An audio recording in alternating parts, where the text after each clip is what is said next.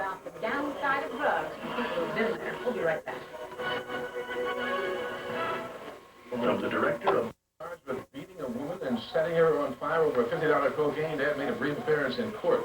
Devon A. Johnson and Lamont Cumming, both 20 years old, did not enter pleas because they don't have lawyers yet. The two surrendered to police last Tuesday after an intensive 3-week manhunt for them. They are accused of dousing 37-year-old Camille Johnson with gasoline and setting her on fire after beating her with a baseball bat. Johnson owed them $50 for cocaine. She's recovering from third-degree burns over 20% of her body. A third man was also arrested in connection with that brutal assault, and police are seeking several others.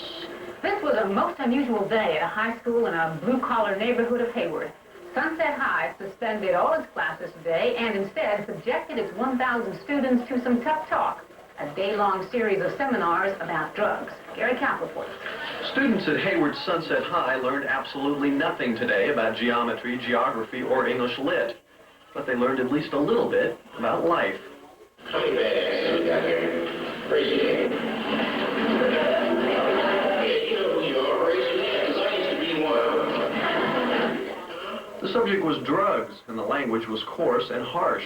But then it probably has to be these days, when crack abuse is approaching a national epidemic. The people doing the talking were not classroom teachers or even local police. Many of them were former addicts, such as Freeman Gibson, who works for Pacific Bell. And he really knew how to lay it on the line.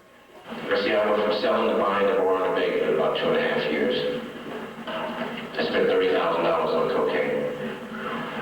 I lost a place to live. I lost a family. I lost my self-respect. I had been shot at, held at gunpoint, and kidnapped. That was just to get to do it. This kind of thing was going on all over campus today. The auditorium, the gym, even the drama room. Students getting a little different kind of education. If you can simply listen to your friend, be there for your friend, for your sister, for your brother, for your mother and dad, your teacher, and just listen. The idea for today came from school principal Larry Ratto. He figured a day of focusing in on the drug problem might benefit the kids and help administrators pinpoint those who have a problem. Of course, the question is, did any of this sink in?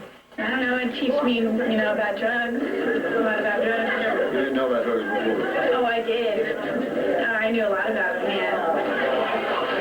What does it take to get through these kids? What do I really think? Tough love and being able to scare a few of them. Like this boy.